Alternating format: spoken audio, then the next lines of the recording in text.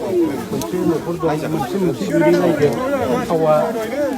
एसे बुरजा गोलैलायगोन साफुना थरसे गोलैगोन बेफोरखौ मोजां हिसाब खालामो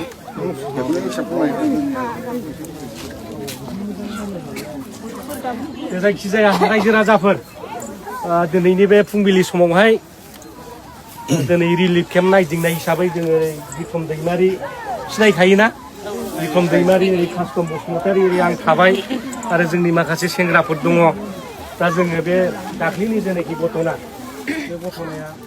रिलिफ फिसामोन देरलांबाय दा जेखि जाया जों खस्थ' लालायनांबाय माथो खालामबावनो बे फैयोबा माने खैफोदा बेराफारफ्रोमनिफ्रायबो फैयो जों लुबैदोंमोन बिदि देरलांनाय नङा सानदोंमोन नाथाय माथो खालामनो माखासे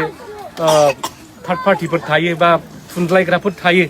बिनि थाखायनो बेफोर जाथायफ्रा दिनै जालांबाय जोंनि गेजेराव न' बां सावलायनाय जाबाय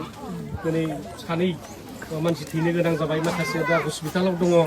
माखासेफ्रा जेलाव दङ दा बेफोरबायदि दुखुनांथाव जाथाया दिनै जोंनि गेजेराव जाबाय दा जेखि जाया मानो जोङो बे जाथायखौ निन्दा खालामदों दाख्लैनिफ्राय निन्दा खालामदों आरो जों बयखौबो खावलायदों जाहाथे बे जोंनि गेजेराव हारियारि दाङाबाजिनि महर लाया बेखौ जों खावलायबाय थादों बेराफारनैखौबो जोङो बुंदों सान्थाल आदिबासिखौबो जों बुंदों जाबाय गथ'नाया बेफोर फेदेरलांनो नाङा फुरथिया बयहाबो जायो नङा होमबा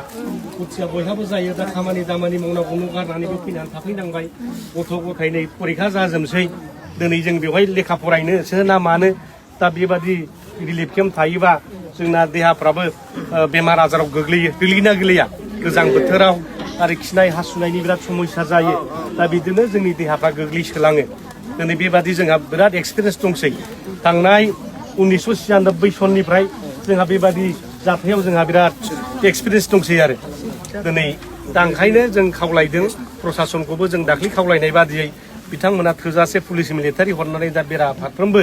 दिनै माने रैखाथिनि बेबस्थाखौ बिथांमोनाबो खालामबाय आरो बे